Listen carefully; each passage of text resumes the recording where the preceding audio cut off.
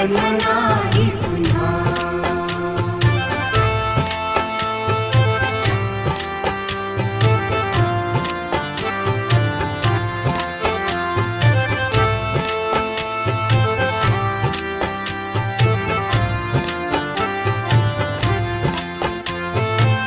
हा जन्म आहे सद्गुरु कृपेचा, हा जन्म आहे सद्गुरु कृपेचा, हा जन्म आहे सद्गुरु कृपेचा। हरि ओम स्वामी समर्थ म्हणा,